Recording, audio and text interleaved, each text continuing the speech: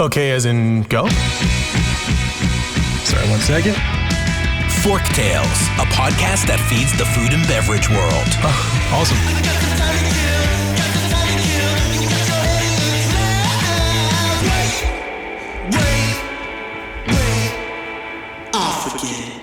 Forktales is brought to you by Vigor, a branding and marketing agency for passion-driven, innovative restaurant, beverage, and hospitality brands.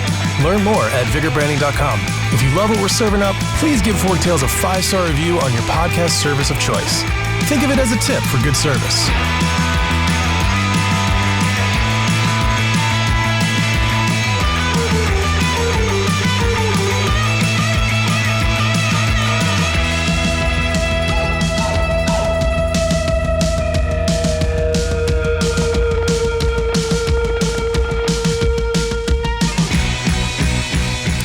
Everyone, today I am here with my friend Andy Pearson. He's the VP of Creative of Liquid Death. Before I hop in, let's start it off right and crack a nice cold Liquid Death sparkling water. Go.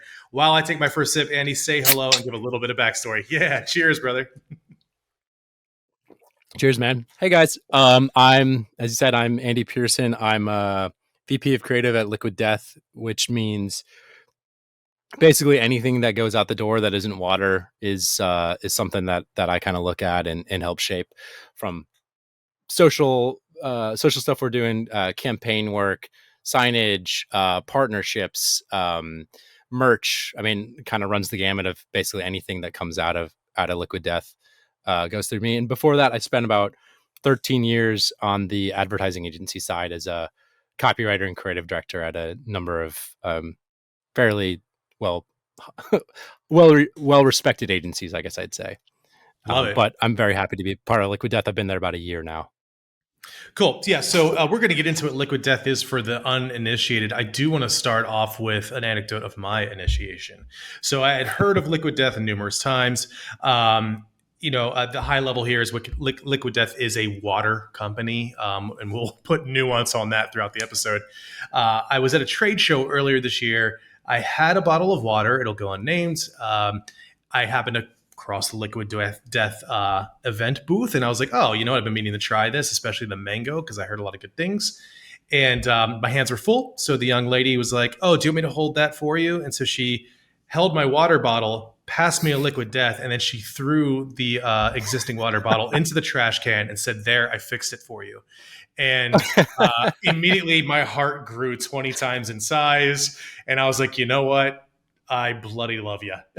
So it was a pretty amazing experience. And I think indicative of what one would expect from a brand whose name is Liquid Death. So for those who are uninitiated, can you give us a little crash course on the magic that is Liquid Death, how it got started, the whole premise? Sure. Someone asked us the other day to distill it down to how you explain it. And I guess the shortest way for me to explain Liquid Death is to say that it's an evil plan to make the world healthier and more sustainable. And we're doing that through trying to replace both sugary and unhealthy beverages with water, and replacing single-use plastic bottles with infinitely recyclable aluminum cans. And the brand was started about 3 years ago by our founder and CEO, Mike Cesario, and who himself had a background in the advertising world, which you can tell from everything, right? It's a highly conceptual brand, and it really came into a space that was, I mean, when you just look at every other water that's in the category, it's all the same. And that's why Liquid Death, one of them, I'd say many reasons we've had such success, is because it just instantly stands out and you're like, what is that? And and the basic idea was, can we take the healthiest thing for you, water, and package it and market it as if it's the least healthiest thing for you? So making it look like a beer, stealing kind of the tricks and tropes of, whether there's energy drink advertising or junk food advertising, all these things, and then not just stealing them, but actually making fun of them and making them more extreme and sort of satirizing them in the first place. And so building a whole brand that really for the first time is unlocking, again, health and sustainability, but for people that have never had that ever presented to them, right? Like until now, um, most health foods are and sustainable products are really targeted at like the NPR tote carrying Whole Foods shopping crowd. And so we're just unlocking it for a whole new category of people that everyone cares about having, in everyone cares about what they put in their bodies. Everyone cares about what we're doing to the planet, but no one's acting like it. Right. Right. And no one's democratizing that in a wider sense and having fun doing it in the first place. And so that's sort of, again, goes back to kind of the encapsulation of our evil plan, if that No, makes I sense. absolutely adore it, man. It does make sense, and I think there's got to be a certain level of satisfaction. I mean, so you were in the advertising industry. I mean, you still are, just client side, as many would call it. Yeah. Cesario was obviously there as well, like you said, and in the industry, we spend a lot of time coming up with what I think are amazing ideas. And I've worked on a lot of teams before founding Vigor and during the founding and growth of Vigor. I've seen some brilliant work out there, and I've seen it just totally shot down, watered down, beiged out on the floor for something safer, something a little more comfy. And so there's got to be a sense of satisfaction in doing this and watching it take off and work. A little bit of I knew it. Explain to me how has that felt so far? Like when you put this out there, you kind of have the free reign to do some wild shit. Oh, and I said shit, so I guess the explicit content. I was gonna say you told me not to say anything. You broke the seal, man. Yep. It's your fault from here on out. That's right. No, I mean, it's, I guess on a personal level, it's super satisfying. I think, but I'll say, again, I wasn't there from the founding. I think for Mike and for some of the people that were on even earlier, there was a point where all that they heard was like, this is never going to work. This is the absolute dumbest idea. No one will ever go for this. And, really creatively stuck to, the mission and because knew what the opportunity was and how to grow this thing. And so, yeah, I mean, I think it's incredibly satisfying to see it everywhere now. I think, it's funny because people always be like, oh man, you guys are everywhere. And we're like, yeah, that's the idea. World domination, the operative word is world, Yeah. Yeah. But I mean, on a personal level, I think it's really, after working in an industry for so long where you have very little agency, ironically, about what you're pushing and what you're helping to promote. I think like I had a personal moment or a series of moments years ago where I was like, oh, I can use my skills to help maybe make a difference. Like we all have these amazing skills that we hone, and we can either sell Ritz crackers or we can like help try to, change planet Earth. And not saying that we're single-handedly doing that, but I do think it's really exciting to be a part of something that I genuinely see a change in the way people are thinking about stuff. And I'll go back for a second to when you asked about the founding.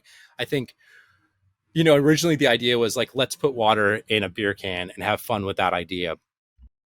And Mike and the others, as they were working on it, they were like, well, why is all water put in a plastic bottle? Like, why do we do that? Why don't we have aluminum cans for water? Because we have it for everything else. You go buy a soda, you have aluminum in it. You drink a beer, it's not aluminum. Why don't we do that for water? And it really goes back to this. The answer they found was it really goes back to this whole premise that the water market is founded on, purity and how pure the water is, right? That's basically how everything is marketed. Vapor or cloud vapor distilled or all this stuff like that about the purity. Yep. And so part of the idea behind the marketing was like, we have to literally put it in a clear packaging so that it proves how pure and clear it is. And so it's kind of funny when you think through the result of that marketing strategy is that it's gotten to us this place where there are plastic bottles that are, choking our rivers and oceans and on our beaches and they're, piling up in landfills. And it's all comes from this kind of marketing idea that like people have to see water to know that it's not full of sludge or something, you know? And Right. so it really, and so the way I like to kind of think of it is like marketing got us into this problem, and maybe liquid death can be a little part of what helps get us out of it and helps recalibrate the way we think of, we think of environmental issues and our real choices as a brand. And so, or sorry, as people, right? What we choose to support and what we put our money towards. And I'm always heartened when I see, we express it as this message of like death to plastic is kind of what we always talk about. And I'm always heartened to see the kind of social content stuff that people make and post around the brand that come from people that I don't think would ever make that kind of content or like loudly proclaim death to plastic ever before. But Right. we're pulling in a lot of new people into this and sort of actively having people actively think about the choices they're making as consumers. And so my hope is that not just for the water category, but in general, everyone starts to evaluate the choices and then demand better from companies that are upstream from them. Yeah, and I think what I love about the brand so much is that irreverence. But like you said, it's truly ironic that there is this irreverence, there is this sort of thumbing at the nose of what is considered I don't want to say good branding because this is great branding, but like this is what water looks like. You know what I mean? This Right. is what it has to be. Now you could put a little mountain on it if you'd like. Maybe like you said, a rain cloud. That'd be nice, but this is what it looks like. So I love that that's there. But one of the things, and I wonder how much this was or how much this is discussed, is yes, we have this positive effect on our planet, which is so amazing for all the reasons you laid out.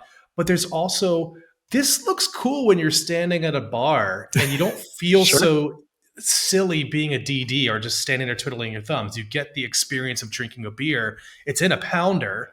There probably is some measurable decline in drunk driving as well. I don't want to like start labeling things. I'm sure you haven't measured it, Yeah, but was that part of some of the thinking? Is like, how do we make this just badass enough to where people like drinking it in a bar?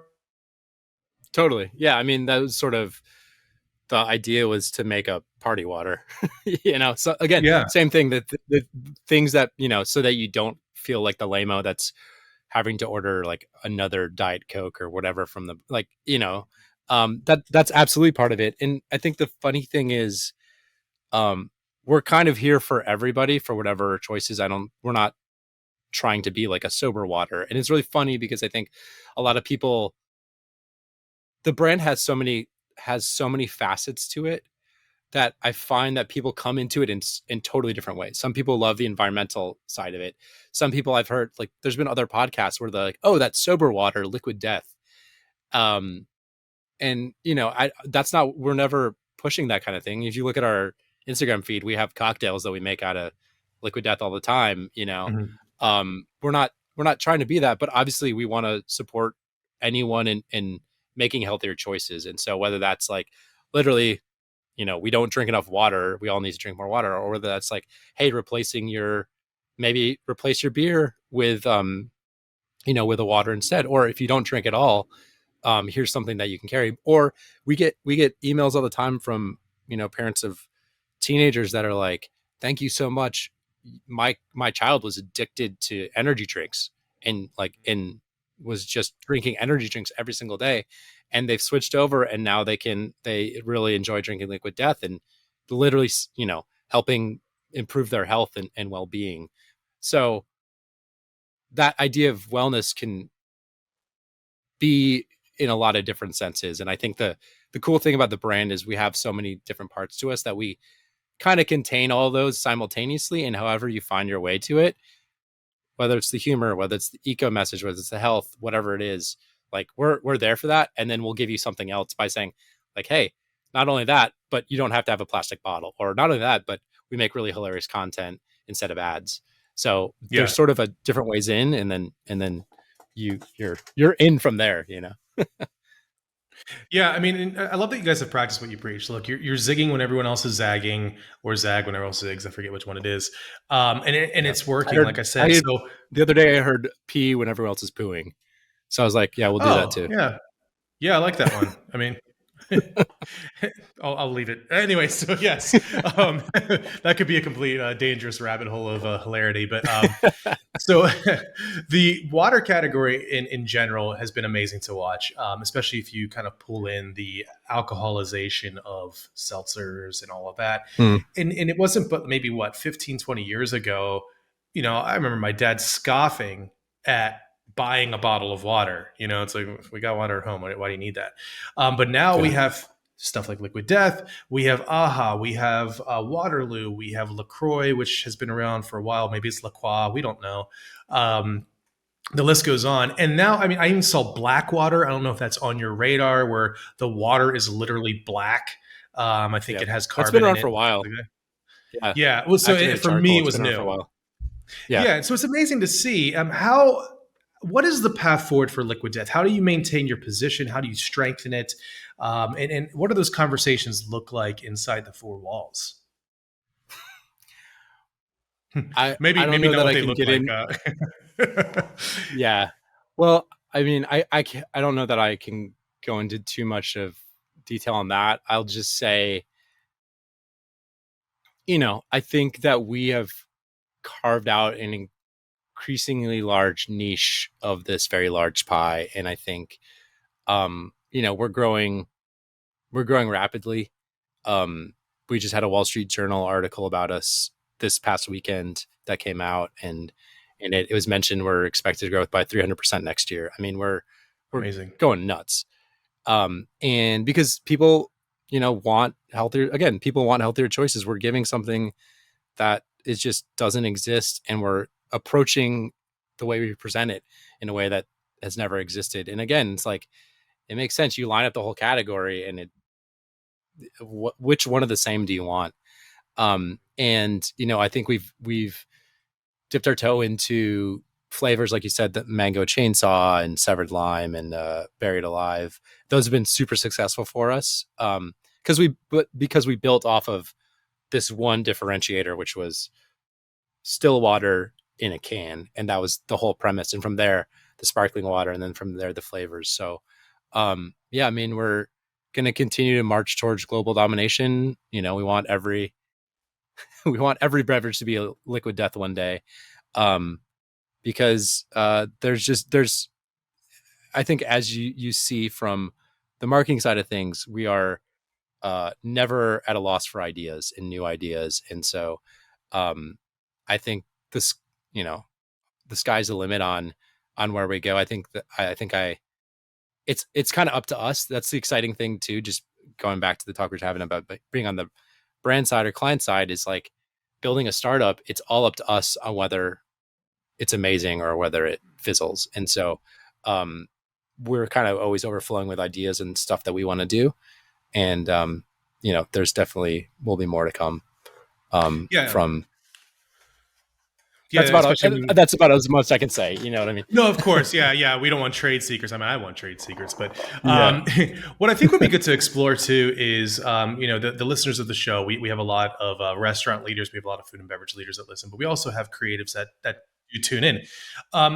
Can you tell me a little bit of how the adjustment from agency side to client side has gone, and how have you made sure that you don't reach a point where you're burnt out on the brand? Because I think that's the fear for a lot of creatives in jumping into a singular brand, right? How do you fight that off, and how do you maintain that energy?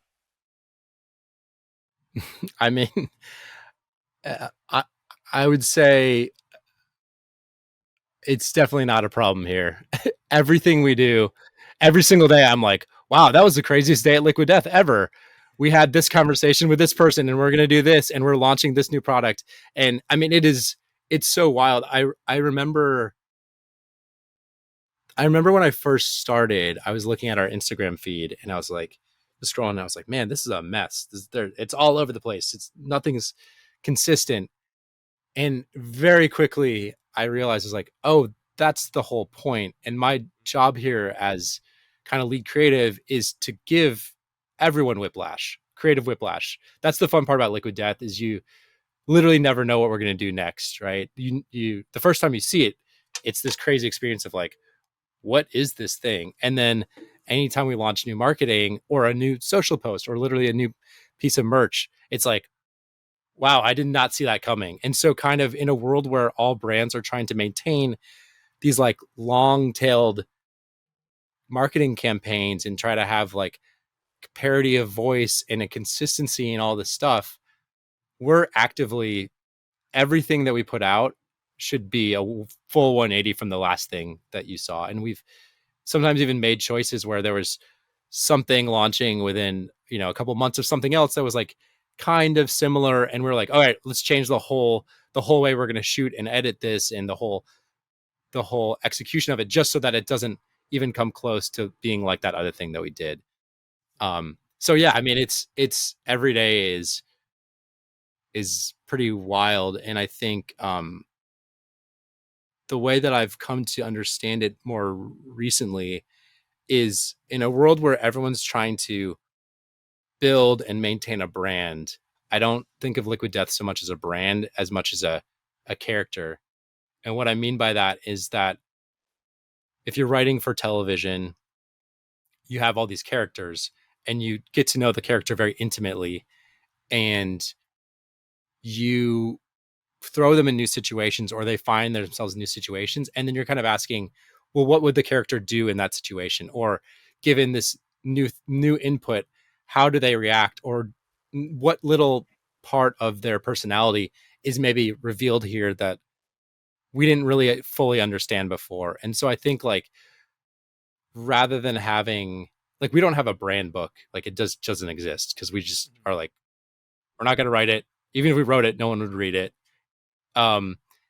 So we'd rather like kind of just build Liquid Death over time by these little pieces of content and putting out and giving it to people and have them, collectively build what Liquid Death means, by the content they give back to us. But I really like to think of it rather than me like, our brand will do these things, but it will never do this thing. And our spirit animal is Jimmy Fallon and all this like kind of bullshit marketing stuff. I like to think of it as a character, and then it's just it becomes much more exciting to like be like, hey, if we're doing a partnership with this this guitar brand, like what would we do in that situation? Like where do we go with it, rather than approaching it from such a like a sterile point of like having a brand that we have to always maintain. And that's kind of a really freeing thing, I think, to think about it that way. Yeah, I mean, preaching to a choir here. We all know how a lot of brands and brand managers manage their brands. It is very regimented. It is very and the way that we at Vigor have always thought about it is a little more like character driven. Where I always make the correlation to a human. I might wear in wintertime a leather jacket to a bar, and the next night I might wear a suit. Depending on the place, depending on that's just a part of my unique personality. And I think, us as humans, most of us are not one personality, one way all the time. We do have idiosyncrasies. We do have, differentiators and things like that. I mean, even someone like Mike Tyson, likes to play with pigeons, so it's like, Right. it's very different. So I love that way of thinking. What was there? It sounds, if I'm reading in between lines, it sounds like there was a bit of adjustment coming from the agency to a world where it is newer or different thinking about brands compared to being an agency where you have this creative brief. This is our brand. Thou shall not step outside of it too far, at least. I wouldn't say an adjustment. I think it was just, if anything, it was like an opening of the world. And I was like, oh, before I was just getting to like pitch campaigns and write TV spots. And now it's like, oh, wow, I have all these other levers I can pull. And like, how do we approach merch as the most creative brand on the planet and build stuff that isn't just slapping our logo on something, but genuinely building a surprising conceptual piece of merch that we want to sell out in an hour that we launch? Or, how do we make retail signage super fun and surprising when you walk in a store? How do we, there's so many different things to play with, and so many things on a personal level that I had to learn stepping into this role. But that was probably more the adjustment is realizing how little I knew, and then perhaps gaining a little bit more appreciation for past clients I've had, where they knew so much more, and I was just this creative coming in pitching silly ideas that I had no concept of the rest of their business. But the great thing here with Liquid Death is we're both agency and client simultaneously. And so for us, it's like we have an idea and we're like, cool, let's just go make that. We don't there's no churn, there's no presentations. We're just like, oh man, I had this idea when I was coming in this morning. What if we did this? And then we're like, love it, let's go make it. And so that's really how we operate, is this very fast turnover of ideas, and wanting to make stuff that we want to make and not putting ourselves on any like timeline or wasting time and energy and resources doing all the kind of all the other stuff that happens around the act of just being creative in the first place. Yeah, and it sounds like Instagram is the focus, not the end all be all, but definitely a focal point, and creating content on that platform. How have you leveraged the push and pull between the feed, stories, and reels? And how do you approach what content goes where? How do you get the traction that you want to get on there? Because if you're not paying for it, there's obviously a lot of discussions around that data and how do you optimize, right? Yeah. I think, as I said, we push out so much stuff all the time that for us, it's just sort of like, well, let's test it. Let's see what this thing does. And over time, we've kind of developed our own set of guidelines of understanding, like, oh, this is the kind of thing that's going to crush. These are the kind of things people are looking for. And then a lot of it is also collaborating with artists and comedians and stuff that maybe other brands wouldn't necessarily look to work with, but also are doing amazing stuff. But, someone may not think to go there with them, or may not give them free reign to do what we would, what we would hand them the keys to. So, I think like we've kind of just worked over time to figure out, at least like, especially the in-feed stuff, what works the best for us.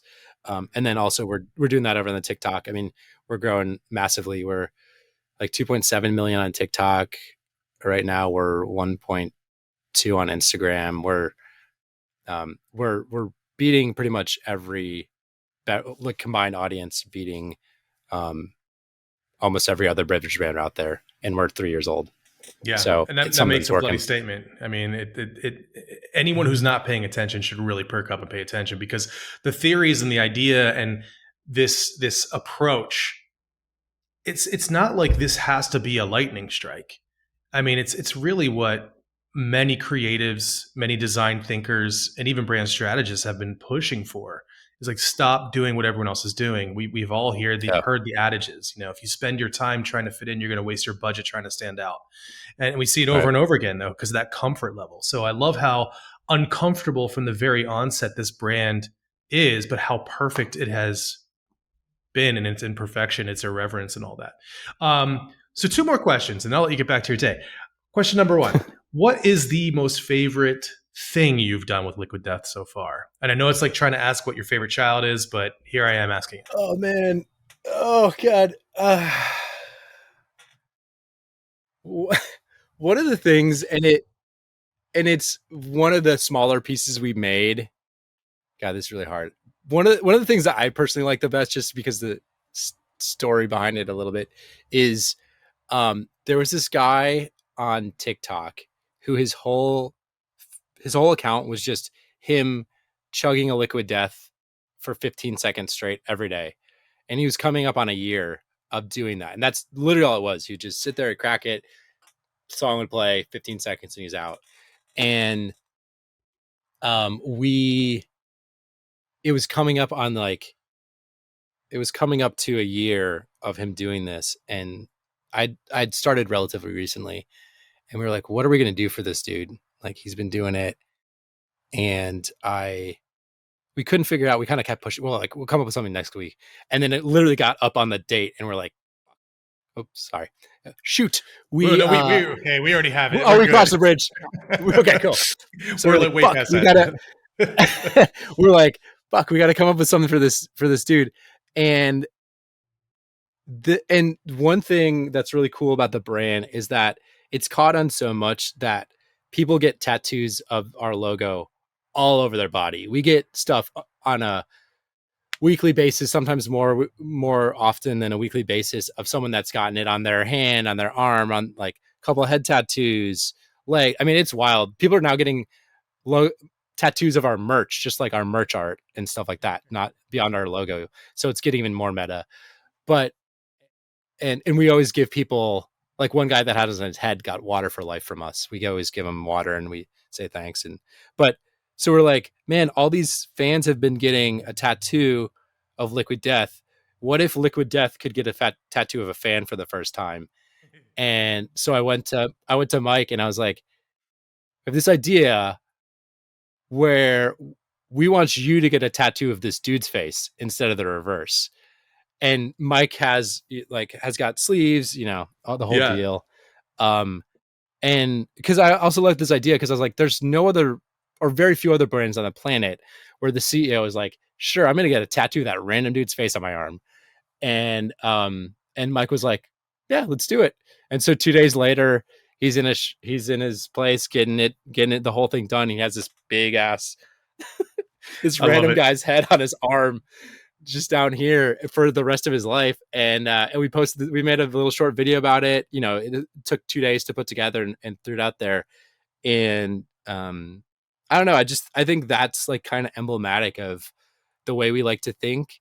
And then also, I mean, the guy literally was like, we posted it and the guy was like, I'm literally crying right now. And I don't know.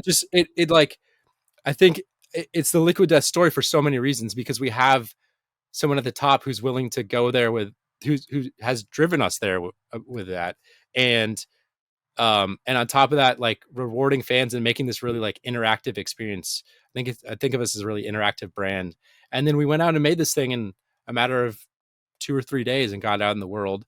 And then it really meant something to the person that we made it for. And so I think there's a lot of heart behind the brand too, that is hidden under all the humor and all the craziness and everything. But I think it just kind of like really nicely encapsulates like what makes us us. And so that would be my very long-winded answer to your simple question. It's a fantastic answer. I'm jealous. We've only had one instance that I know of where a fan of a brand we were working on got a tattoo. So we only got an ankle tattoo out of it. So I think I need to rethink my goals and go. I want a head tattoo. Yeah, someone needs to get a head tattoo of one of the brands that we do. That's fantastic. Last question, equally as hard. If you had one final meal on this planet, what would you eat and where and why? Oh man, I would probably be in a random plaza in San Sebastian, Spain, eating just whatever I'm grabbing off the pinchos that I'm grabbing off the bar. And it's like 9:00 at night and kids are running around and we're just eating the simplest, like, just most gorgeous food in the world in a beautiful place. We went there on my honeymoon and we managed to eat they have that list of like, the top 50 restaurants in the world. Yeah. And we managed to get bookings at 3 of them in and around San Sebastian, but it was all within a 36-hour period. So one was like Arzak the first night, then Mugaritz the second night, and then Eshjabari they only had for lunch the next day. So within 36 hours, we ate at like 3 of the top restaurants in the world. And that night, we both woke up like screaming in pain in our Airbnb, and we're like, we have gout.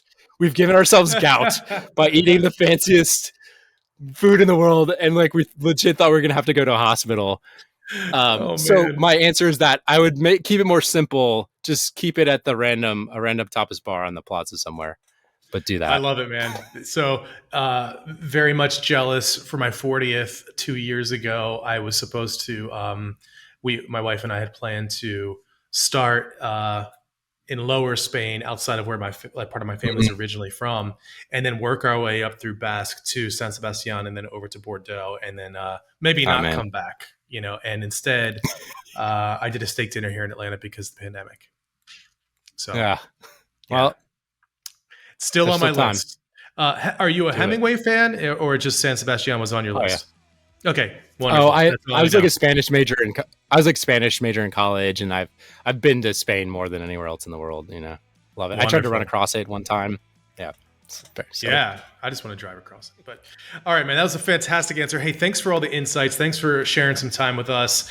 I love the product. I love the brand. I love what you're doing. Can't say enough about it. And yeah, man. Until next time. If you love what we served up, please follow us at Vigor Branding on Instagram, LinkedIn, YouTube, and Medium. Forktales is produced by the team at Vigor. Audio and video post-productions provided by Zencaster. Music performed by Jet Trash and licensed through musicbed.com. Joseph handles his own hair, makeup, and stunts. Copyright 2003 to 2021, Vigor Graphic Design LLC, all rights reserved.